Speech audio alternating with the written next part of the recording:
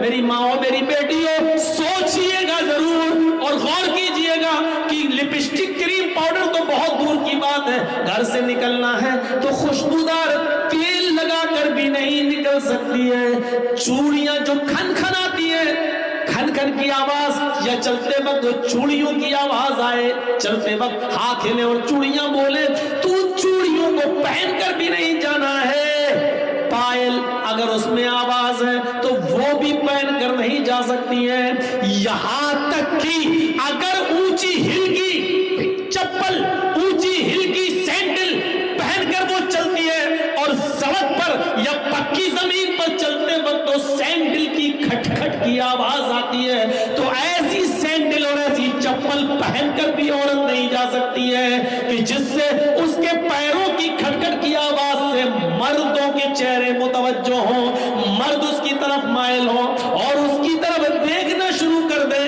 ایسی چپل بھی نہیں پہننا ہے۔ پہنیے، ممتا دیدی کی طرح پہن لیجئے، ہوائی چپل پہن کے جائیے، کون منع کر رہا آپ کو؟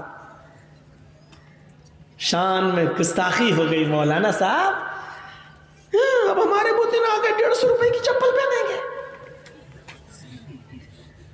اب تم 300 کی 500 کی ہل والی چپل پہنو گی، ہل والی چپل پہن کے جاؤ گی تو بولے گی کھٹ کھٹ، ادھر نوجوانوں کی دل بولیں گے دھاک دھاک۔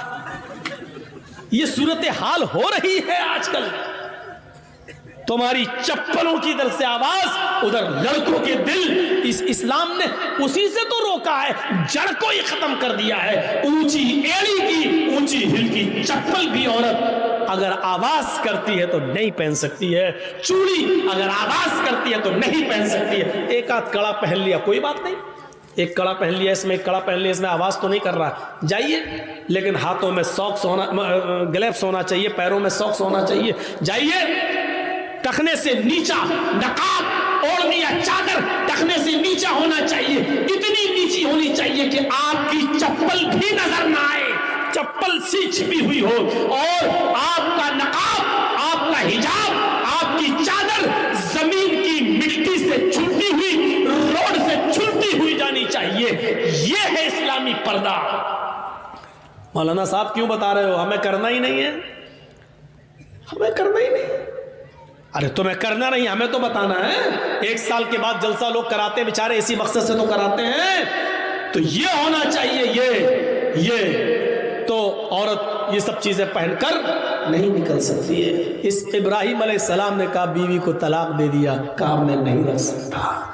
ہماری ماں بہنوں، ام سلیم کے اس واقعے سے عبرت حاصل کرو، میک اپ کرتی ہیں، خوشبو لگاتی ہیں، خوشبو لگانے کے بعد وہ اپنے شوہر کے پاس بھی جاتی ہیں اور وہ اپنے شوہر سے مجامعات بھی کرتی ہیں، ہم بستر بھی ہوتی ہیں۔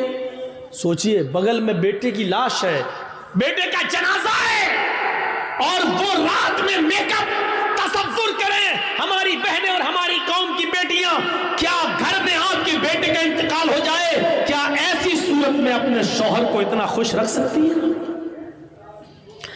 ہم بستری کے بعد جب دونوں فارغ ہوئے، شوہر نے جلدی سے غسل کر لیا، رات میں پیار بھری باتیں ہوتی رہی، بات بچے کی نکل آئی، بیوی نے بڑے پیار سے کہا، ام سلیم نے، آج مجھے ایک سوال میرے ذہن میں کھٹک رہا ہے جو دور نہیں ہو رہا ہے، بڑی میں پس و پیش میں، شچ و پنج میں پھنسی ہوئی ہوں کہ کیا ہونا چاہیے۔ ابو طلحہ نے کہا کیا بات ہے بتاؤ؟ کہا کہ میری ایک سہیلی نے کچھ مہینے پہلے ایک امانت میرے پاس رکھی تھی جو بہت قیمتی امانت تھی، اور یہ کہا تھا کہ میں کہیں دور جا رہی ہوں، 2-4-6 مہینے کے بعد جب میں واپس آ جاؤں تو میری امانت واپس کر دیجئے۔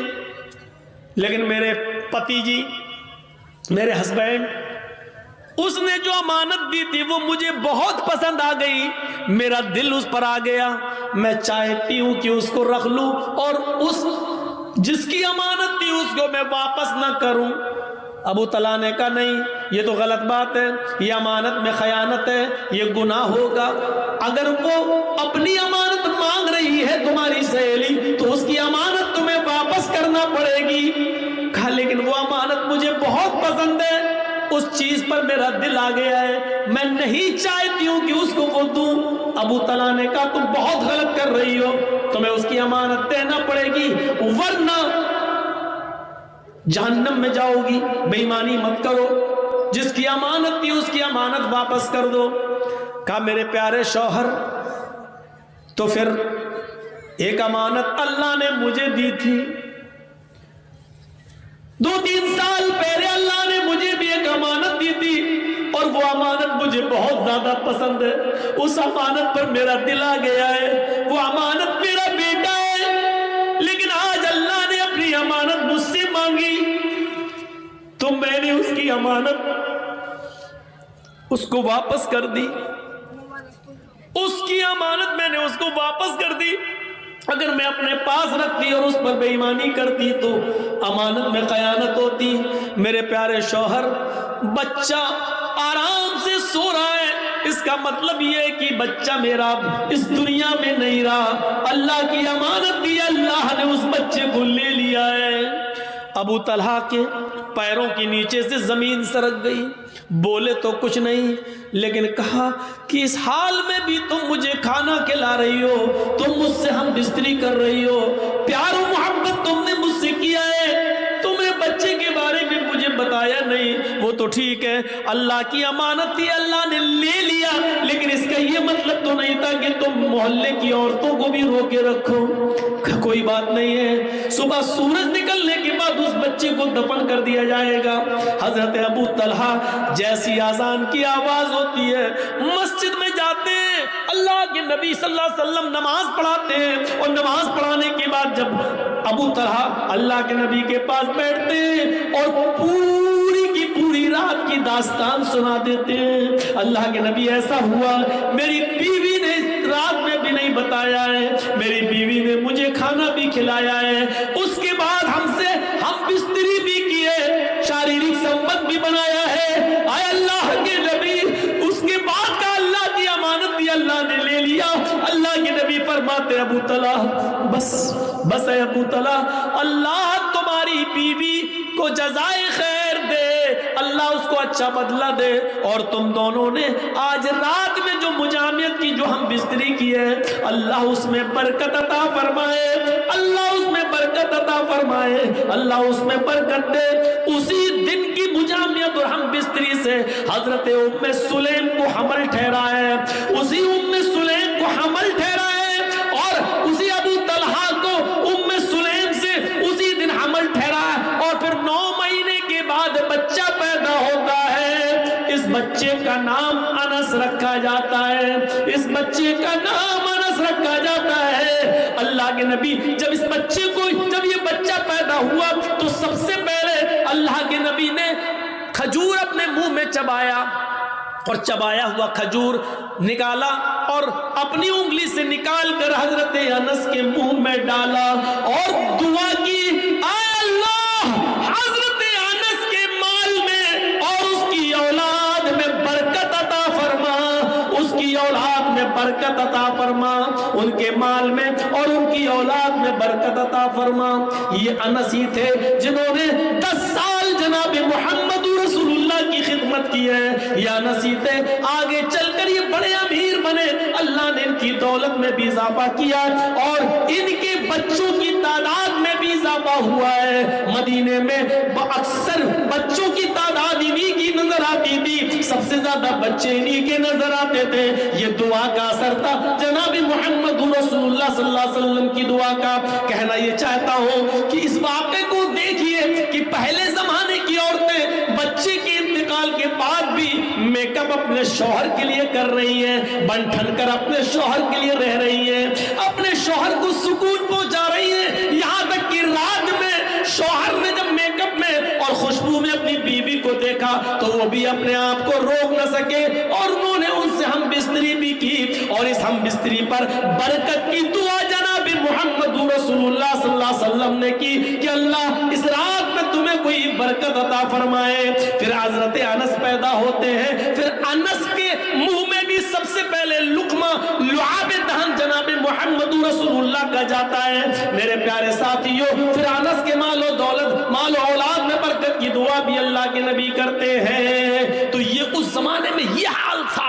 وَلَا تَوْقَنَّ وَالِدَيْكَ وَإِنْ أَمَرَاكَ أَن تَخْرُجَ مِنْ أَهْلِكَ وَمَالِكَ. اپنے والدین کی نافرمانی مت کرنا، اگرچہ وہ دونوں تمہیں حکم دیں کہ ان کے گھر سے نکل جاؤ، اپنے بیوی بچوں کو چھوڑ دو، مال و دولت کو چھوڑ دو، تب بھی ان کی نافرمانی مت کرنا. وَلَا تَتْرُكَنَّ صَلَاةً مَكْتُوبَةً مُتَعَمِّدًا.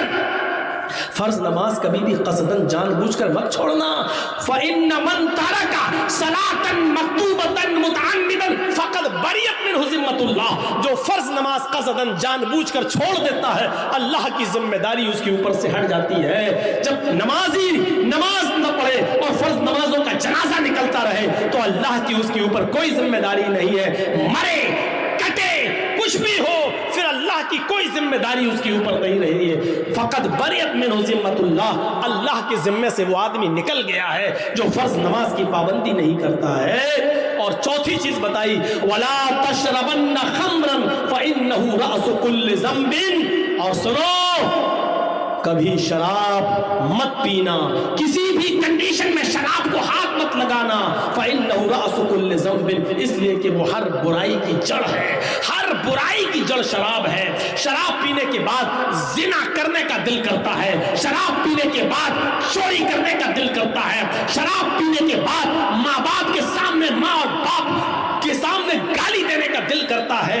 اور شرابی جب شراب کے نشے میں گھر آتا ہے تو اپنی بہن اور اپنی بیٹی کے سامنے بھی گندی گندی گالیاں دیتا ہے. اس کو نہیں معلوم وہ جس نشے میں ہے وہ کس کے سامنے گالیاں دے رہا ہے. وہاں اس کی بیوی بھی موجود ہے، اس کی ماں بھی موجود ہے، اس کی جوان بیٹی بھی موجود ہے، لیکن ادھر بھی ایسی گندی گندی گالیاں اس کے منہ سے نکلتی ہے کہ جس کو سننا گوارا نہیں کیا جا سکتا ہے. میرے پیارے ساتھیوں، اس لیے کہا فإنه رأس كل ذنب. شراب کو ہاتھ مت لگانا کیونکہ شراب تمام برائیوں کی جڑ ہے. وَإِيَّاكَ بِالْمَعْصِيَةِ فَإِنَّ بِالْمَعْصِيَةِ حَلَّ سَخَطُ اللَّهِ. ہر گناہ کے کام سے دور رہنا ہے معاذ. ہر گناہ کے کام سے دور رہنا ہے معاذ. اس لیے کہ جس بستی میں گناہوں کے کام عام ہو جاتے ہیں، جس بستی میں جوا عام ہو جاتا ہے، جس بستی میں شراب عام ہو جاتی ہے، جس بستی کے اندر زناکاری عام ہو جاتی ہے، حَلَّ سَخَطُ اللَّهِ، تو اللہ کا غضب، اللہ کا عذاب بھی اس بستی پر حلال ہو جاتا ہے. یعنی اللہ کسی وقت اس بستی پر عذاب نازل کر سکتا ہے. سن لو لاٹری کھیلنے والوں، سن لو IPL کا میچ شرطیں لگانے والوں اور سٹے بازی کرنے والوں، جوا کھیلنے والوں، جس بستی کے اندر جوا عام ہو جاتا ہے، جس بستی کے اندر شراب عام ہو جاتی ہے، جس بستی کے اندر بے پردگی عام ہو جاتی ہے، جس بستی کے اندر زناکاری عام ہو جاتی ہے، حَلَّ سَخَطُ اللَّهِ، اس بستی پر اللہ کا عذاب حلال ہو جاتا ہے. یعنی اللہ کے لیے حلال ہے کہ اس بستی کو کبھی بھی تباہ کر دے، اس بستی پر کبھی بھی اپنا عذاب نازل کر دے، اس بستی کو جب چاہے تہو تیگ کر دے، پلٹ دے اور ملیا میٹ کر دے، ملیا میٹ کر دے، جب چاہے تب تباہ کر دے، کیونکہ اب اس بستی پر اللہ کا عذاب حلال ہو گیا ہے. میرے بھائیوں، اور مزید جو 5 باتیں وہ اب اور نہیں آگے ہم بڑھ سکتے ہیں 10 چیزوں میں سے، کیونکہ ہمیں معلوم ہے کہ ان 5 چیزوں کی طرف گئے تو ابھی 1-1.5 گھنٹہ اور چلا